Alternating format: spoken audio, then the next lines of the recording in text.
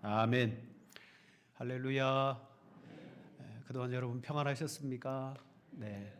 특별히 예배 인원수가 제한되는 바람에 예배당에 오시고 싶어도 양보하시고 또 못 오신 분들이 많으셨는데 또 이렇게 사회적 거리두기가 완화되어서 또 함께 예배할 수 있어서 대단히 감사합니다. 제가 우리 교회에 이제 막 부임해서 며칠 지나지 않고 첫 번째 김장을 하게 되었습니다. 장로님의 트럭으로 배추를 실어 와서 교회 옆에다가 배추를 내려놓고 1차로 이제 배추의 겉껍질을 다 벗기고 밑둥을 잘라내고 주방에다가 이제 내려보내는 그러한 일을 저도 도왔습니다. 작업복을 입고 나갔습니다. 그날 뭐 모자를 썼는지 안 썼는지는 기억을 못 하겠는데 한참 이렇게 일하고 있는데 제가 일하는 것이 좀 어줍지 않았는지 우리 권사님 한 분이 아저씨 그렇게 하는 게 아니에요. 이런 뉘앙스, 멘트가 이 멘트였는지 모르겠는데 하여튼 그런 뉘앙스로 일 잘못하고 있다 그러면서 아저씨, 나중에 권사님이 저 볼 때마다 두고 이야기해. 아이고 그때 목사님 줄 모르고 그 이야기했다고. 저는 아무 감정 없습니다. 여러분, 사람을 알아본다는 거. 그죠? 제가 막 부임했기 때문에 가까이서 제 얼굴을 본 적도 없고, 그래서 또 작업복도 입었죠. 이 평상복 입고 길 나가면 잘 못 알아보죠. 사람을 알아본다는 것은 우리 다른 사람과의 관계에서 아주 중요한 일입니다. 상대방을 알아보지 못할 때 내가 그 사람 앞에서 내 소견에 옳은 대로 내 하고 싶은 일을 다 행동으로 보이다 보면 나중에 그것이 내게 부메랑으로 다가올 때가 있습니다. 자, 오늘 본문은 요한복음 1장 첫 구절부터 몇 가지의 증언들이 등장합니다. 오늘 본문은 두 번째 나다나엘의 증언을 소개합니다. 자, 한번 추려 보십시오. 먼저 사도 요한이 예수님의 신적인 증언으로 증거했고요. 두 번째로 세례 요한을 통해서 바로 예수 그리스도를 증언했습니다. 세 번째로는 안드레의 증언을 통하여 우리가 메시아를 만났다. 그래서 한 번, 두 번, 세 번 겹쳐서 예수님의 여러분 하나님의 아들 되심을 증언했습니다. 오늘은 1장 마지막 부분입니다. 빌립과 나다나엘의 증언으로서 바로 예수님께서 이스라엘이 기다리시던 하나님의 아들 메시아가 맞다는 것을 확정해 주시고, 그리고 단지 이것이 맞다, 옳다, 이분이 메시아다, 거기에서 끝나지 아니하고 그 메시아이신 예수님을 통하여 믿는 자마다 어떤 일들이 일어나게 될 것인지 오늘 우리에게 열린 그런 결론을 제시하고 있습니다. 자, 1장의 마지막 나다나엘의 증언이 이렇습니다. 49절에 나다나엘이 대답하되 랍비여 당신은 하나님의 아들이시오 당신은 이스라엘의 임금이로소이다. 아멘. 여러분, 이 고백은요 요한복음과 또 사도 요한이 원하고 있는 예수님에 대한 바른 믿음의 태도입니다. 바로 예수 그리스도를 하나님의 아들로 믿고 고백하는 것. 그런데 이 놀라운 고백이 있기까지 나다나엘은 처음부터 예수님을 고백했느냐? 아니요. 그의 첫 번째 반응은 예수님에 대하여 부정적이었습니다. 하지만 예수님을 직접 대면하고 대화하는 가운데 그의 심경의 변화가 일어나며 이런 고백을 드리게 되었습니다. 자, 안드레가 예수님을 증언한 다음 날 예수님은 갈릴리로 나가시다가 빌립을 만납니다. 그리고 빌립에게 나를 따르라 라고 말씀하셨죠. 즉 그를 제자로 부르신 거예요. 이때 예수님과 빌립이 가까이서 교제하고 난 다음에 그는 알게 되었습니다. 이분은 구약의 모세와 선지자들이 예언한 그분이시다. 하나님이 보내주시고자 약속하신 메시아시다. 그런 확신을 가지고 여러분 친한 친구 나다나엘을 찾아갔습니다. 45절에 빌립이 나다나엘을 찾아 이르되 모세가 율법에 기록하였고 여러 선지자가 기록한 그 일을 우리가 만났으니 요셉의 아들 나사렛 예수니라. 빌립은 자신이 놀라운 것을 발견했기 때문에 가만히 있을 수가 없었습니다. 안드레와 똑같습니다. 여러분, 우리도 가끔 집안에 좋은 일이 있으면 당장에 본가에도 전화하고 처가에도 전화하고 친정에도 전화해서 집에 이런 좋은 일이 있다고 알리지 않습니까? 빌립은 나다나엘에게 내가 모세가 말한 그 율법에 기록한 선지자 또한 선지자들이 기록한 그 일을 내가 만났다라고 자신 있게 외쳤고 그리고 정확한 정보를 줍니다. 그는 요셉의 아들 나사렛 예수라. 여러분 그렇습니다. 메시아이신 예수님은요 어느 날 갑자기 이 땅에 성육신에서 오신 것이 아닙니다. 성경은 창세기 3장 15절의 말씀부터 여자의 후손이 뱀의 머리를 밟으리라 이 예언의 말씀으로 시작해서 아브라함과 족장들에게 예언하시고 믿게 하셨고 말씀대로 모세에 기록된 예언과 여러 선지자들의 예언을 통하여 이 땅에 오신 분이 바로 예수 그리스도입니다. 우리말로 정확하게 맞아떨어진다 그런 표현이 있습니다. 구약에 예언했던 그 이가 예수님 안에서 딱 맞아떨어지는 거예요. 구약의 예언들은 한결같이 예수 그리스도를 메시아시다, 하나님의 아들이시다 가리키고 있습니다. 그것을 예수님도 확인해 주십니다.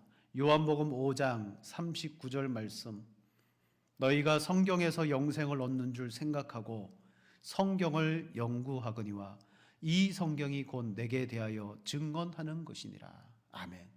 우리 한 구절 더 볼까요? 요한복음 5장 46절 말씀 우리 같이 한번 읽겠습니다. 모세를 믿었더라면 또 나를 믿었으리니 이는 그가 내게 대하여 기록하였음이라. 아멘. 여러분 빌립이 와서 뭐라고 말했습니까? 모세가 기록한 그 일을 선지자들이 기록한 그 일을 내가 만났다. 빌립은 구약의 이 약속의 말씀을 마음속에 품고 살아갔던 사람입니다. 그러던 어느 날 바로 예수님께서 그를 만나 주시자 그는 말씀과 실제를 통하여서 이분이 바로 메시아시다라는 것을 확신하게 되었고 빌립에게 이것을 전파했습니다. 여러분 오늘 우리도 여러분 이게 은혜인 거예요. 여러분 가운데 예수님을 본 사람이 없고 여러분 가운데 예수님을 형체 가운데 만난 사람이 없습니다. 보지 못했고 알지 못하였으나 바로 예수님이 말씀하신 것처럼 성경에 기록된 그 이 빌립도 성경에 기록된 그 일을 통하여서 여러분 성육신하신 예수님을 알게 된 것처럼 저와 여러분은요 하나님의 말씀을 들음으로 믿게 되었습니다. 그리고 예수님은 말합니다. 너희는 본고로 믿느냐? 보지 못하고 믿는 자들은 복이 있느니라. 예수님이 믿어지는 것이 그게 복인 거예요. 아무리 내가 믿고 싶어도 여러분 믿어지지 않는 사람들이 있다는 거죠. 바로 하나님께서 성령을 통하여 저와 여러분들 안에 성경에 기록된 이 예수님이 실제하시고 역사 가운데 오셨고 우리를 위해서 구속하셨고 여러분 이것이 믿어지는 거예요. 그런데 모두가 다 믿는 것은 아니더라. 오늘 본문만 봐도 그렇습니다. 자, 첫 번째로 예수님을 믿는 일을 가로막는 것이 있다. 46절에 말합니다. 나다나엘이 이르되 나사렛에서 무슨 선한 것이 날 수 있느냐? 빌립이 이르되 와서 보라 하니라. 아멘. 빌립의 전도로 바로 나사렛 예수를 메시아라고 칭하면서 기록한 그 일을 만났다. 그렇게 말하자 나다나엘은 예수님에 대해서 의문을 품습니다. 왜냐하면 나사렛이라는 동네 자체가 아주 변방이고요. 그리고 구약 성경에 보면 몇 번 등장하지도 않고 그리고 랍비들의 문헌, 성경 외에 랍비들이 기록한 문헌들을 봐도 전혀 이 나사렛은 언급되지 않는 그런 도시였습니다.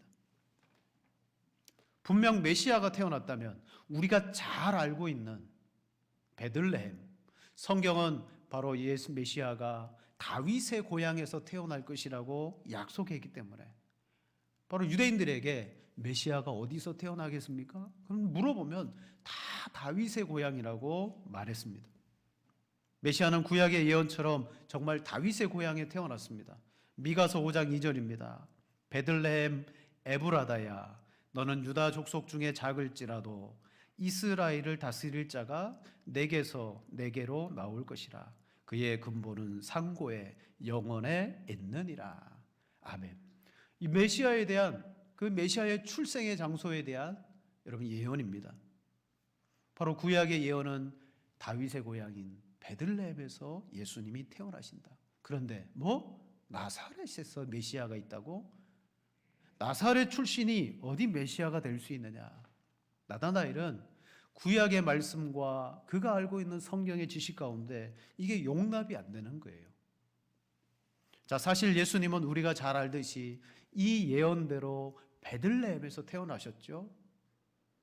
하지만 예수님은 헤롯 왕의 핍박에 애굽으로 도망하였다가 부모와 함께 다시 이스라엘 땅에 들어와서는 나사렛에 가셔서 어려서 자라나셨습니다. 그래서 표면적으로 보면 예수님은 나사렛 사람이에요. 하지만 성경적으로 보면 베들레헴에서 태어나신 다윗의 후손이며, 그리고 성경이 말씀하고 있는 메시아라는 거예요. 자, 지금 나다나엘을 메시아로 빌립이 이끌었는데 무엇이 그를 막고 있습니까? 그동안 내가 알고 있던 지식, 내가 그동안 메시아에 대해서 가지고 있었던 인식, 이해. 여러분, 우리가 인생을 살아가기 위해서는요, 지식도 필요하고 이해도 필요하고 인식도 필요해요. 사실 사람의 어떤 지식은 우리 인생을 열어주는데 중요한 역할을 하게 합니다. 지식이 있기 때문에 전진하게 되고요, 이해하기 때문에 위험이 있어도 이해함으로 말미암아 그 위험을 감수하고 갈 수도 있는 거예요. 즉, 지식을 많이 가지고 있으면 그 지식이 많은 만큼 누리고 배웁니다. 오늘날보다는 아주 과거가 그랬어요. 옛날 일제시대나 또 그 이후 6.25 사변이 지나고 나서 여러분, 옛날 시대 때 일본에 가서 배웠다, 그 옛날 시대 때 여러분 고등학교를 나왔다, 대학교를 나왔다, 그러면요 엄청난 사람인 거예요. 그때 그 지식은 그 학교를 나온 것 자체가 이미 그를 출세의 길로, 물론 가고자 하는 사람에게는 길을 열어주는 여러분 능력이 되었습니다. 근데 오늘날은 대부분 기본적인 지식 다 가지고 있고요, 대학교 웬만하면 다 나오고 있고요. 그러니까 더 힘든 거예요. 여러분, 때로 가족들 가운데 신앙생활은 하지 않지만 성경을 신앙생활하는 나보다 더 많이 알고 있는 가족이 있을 수 있어요. 왜 그렇습니까? 그 가족은 성경을 교양으로 여기는 거예요. 교양으로 여겨서 성경의 지식이 많습니다. 교양적으로 성경의 지식이 많으니까 그걸 가지고 뭘 합니까? 사회와 이 교회들을 바라보면서 비평하기 시작하는 거예요. 또 매스컴이나 수많은 매체를 통하여 교회의 문제점들이 한두 가지 나올 때마다 성경을 꼽아가면서 봐라, 오늘날 교회가 말씀대로 하냐? 그러면서 신앙생활하는 우리들을 훈계하고 가르칠 때가 있어요. 그러면서 정작 말씀을 그렇게 지식적으로 많이 안다라고 말하지만 그 사람은 예수 그리스도에게 도달하지 못하더라는 사실입니다. 바로 지식이 많음에도 불구하고 그 지식이 그를 예수님께로 가는 것을 가로막는 거예요. 나다나엘도 비슷합니다. 그런 구약의 지식이 많았습니다. 그런 메시아에 대한 확고부동한 여러분 예언을 알고 있습니다. 근데 나사렛 예수라, 그 말에 나다나엘은 충돌이 온 거예요. 그래서 부정적으로 대했습니다. 하지만 나다나엘은 지식만 가지고 그것으로 여러분 살아가는 사람이 아니었어요. 그런 마음으로, 참으로 순전한 마음으로 메시아를 기다려온 사람입니다. 자, 빌립이 나사렛이란 동네에 우리가 성경에 기록한 이를 만났다라고 말했지만 처음에는 선입견이 그를 가로막았습니다. 하지만 빌립이 와서 보라 라고 한 번 더 그를 요청하자 나다나엘은요 빌립을 따라 예수님께로 갑니다. 그게 뭐예요? 자기의 지식을 가지고 있지만 그는 그게 전부가 아니라 나다나엘을 말을 따라서 여러분 열린 마음으로 가더라는 거예요. 곧 메시아를 기다렸던 사람이기 때문에. 이처럼 우리가 주님께로 가는 데 있어서 방해거리가 되는 것들이 많이 있는데 대표적인 것은 좀 안다라는 것. 여러분 그런 경우가 있어요. 자, 두 번째로 그렇게 예수님께로 간 빌립을 향하여 예수님의 의중은 이런 것입니다. 너는 나를 몰라도 나는 너를 알고 있노라. 예수님은 자기에게 오는 나다나엘을 향하여 이렇게 말씀합니다. 보라, 이는 참으로 이스라엘 사람이라. 그 속에 간사한 것이 없도다. 그를 보자마자 그를 향하여 참 이스라엘이다, 그 속에 간사한 것이 없구나라고 칭해 주었습니다. 우선 예수님이 하신 이 말씀은 우리가 잘 알듯이 구약의 한 인물을 지금 염두에 두고 하는 말씀입니다. 그는 야곱입니다.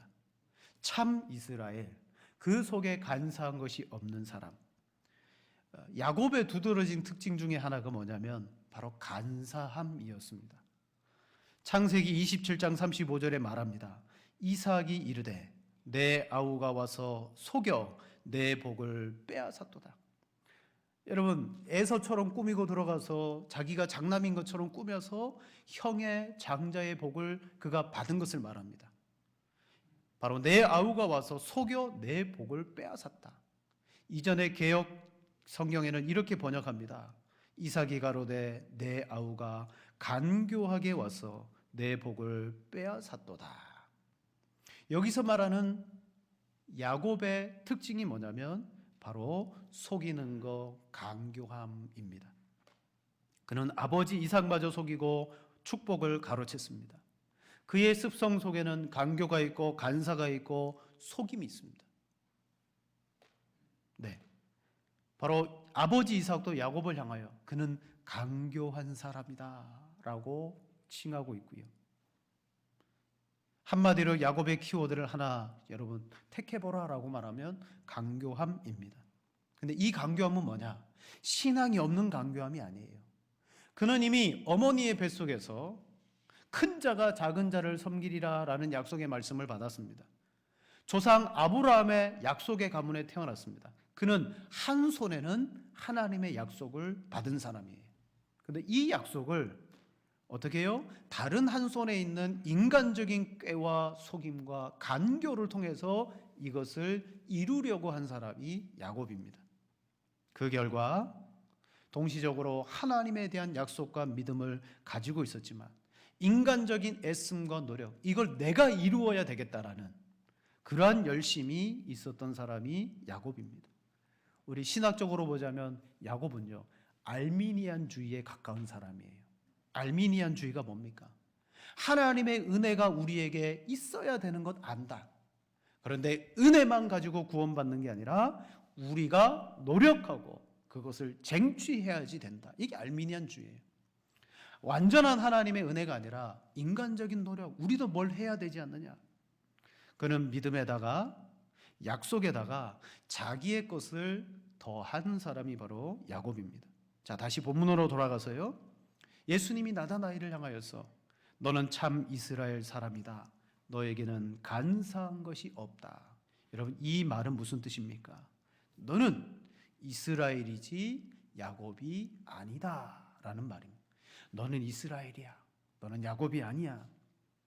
이스라엘은 간사함으로 살아가다가 그가 야복나루에서 형을 만나야 될 위기의 순간에 밤새 하나님과 씨름하며 그의 환도뼈가 부러져서 받은 이름이 뭐예요? 이스라엘입니다. 그때 하나님이 이스라엘의 이 야곱의 환도뼈를 부러뜨리셨어요. 그럼 뭘 상징하느냐? 그가 지금까지 살아왔던 간교함, 속임, 꾀, 그걸 부러뜨리신 거예요. 그게 부러졌어요.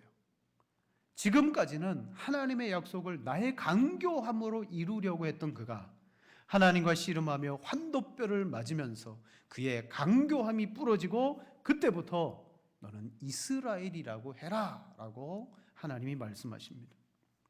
은혜로 말미암아 변화된 야곱, 참 이스라엘이라고 부르고 있습니다. 그러자 나다나엘이 이렇게 말하죠. 어떻게 나를 아시나이까? 우리 48절을 같이 읽겠습니다. 나다나엘이 이르되 어떻게 나를 아시나이까?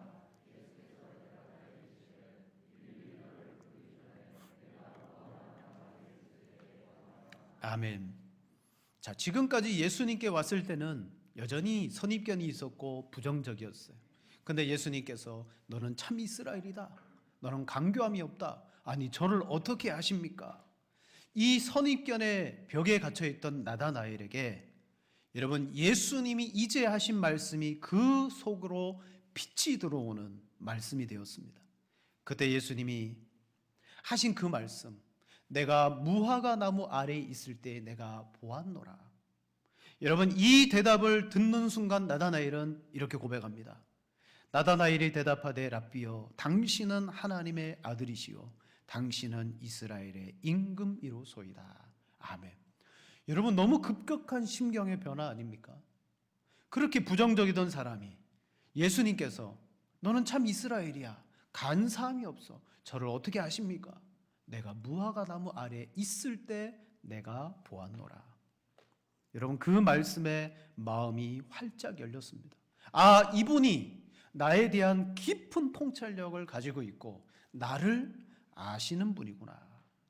여러분 이 변화의 결정적인 역할을 했던 말씀이 무화과 나무 아래에 있을 때라는 단어입니다. 그 문장이에요. 자, 무화과 나무 아래에 있을 때 이게 무슨 의미일까요? 그리고 그때 내가 너를 보았다. 구약 성경을 보면 무화과와 관련된 구절들이 여러 등장합니다. 먼저는 성경에서 이 무화과 나무는 두 가지의 뜻으로 사용됩니다. 첫째는 하나님의 언약의 복이 이루어지는 때를 말합니다. 무화과 나무 아래에 있을 때라는 것은 하나님의 종말론적인 언약의 복이 이루어지는 때, 즉 주님이 주신 약속이 비로소 이루어진 때가 언제냐? 무화과 나무 아래에 있을 때입니다. 자, 우리 열왕기상 4장 25절 말씀 이렇게 말합니다.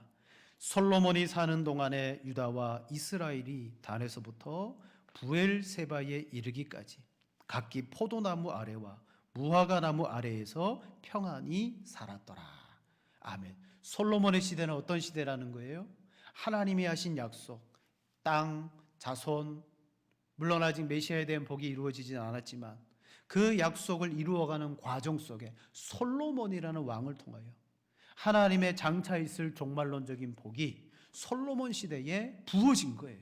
그래서 이렇게 표현하죠. 포도나무 아래와 무화과 나무 아래에서 평안히 살았더라. 우리 다른 한 구절 볼까요? 미가서 4장 4절입니다. 같이 읽겠습니다. 각 사람이 자기 포도나무 아래와 자기 무화과 나무 아래에 앉을 것이라.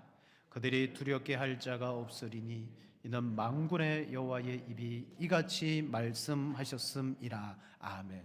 이 말씀도 뭡니까?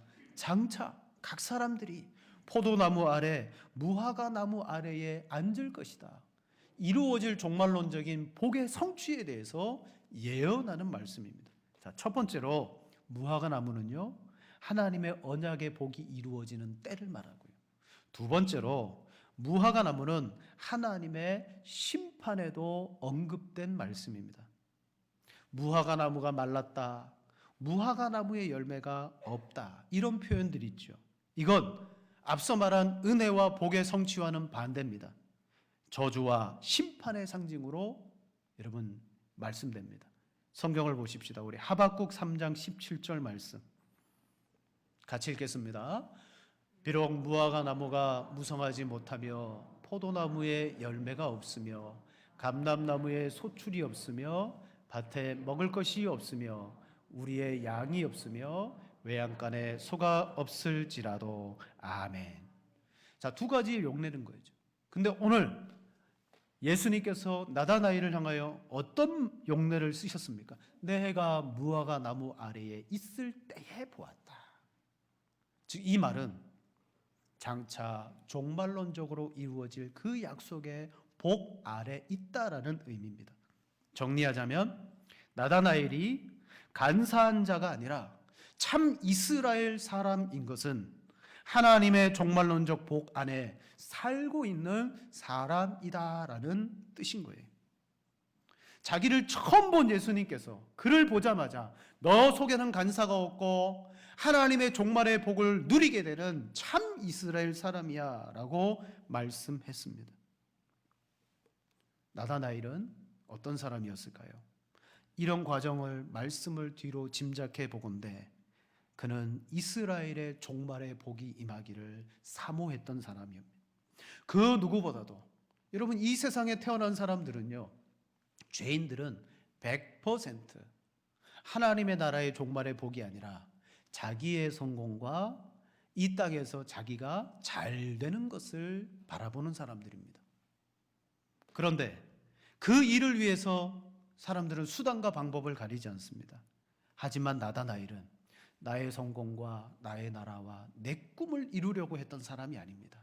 구약의 그 무화과 나무 아래에 풍성했던 하나님의 복이 임했던 시절을 바라보며 장차 이 복이 메시아를 통하여 이루어질 것을 여러분 바라보면서 어떻게 하면 하나님의 나라가 이 땅 가운데 일어날까?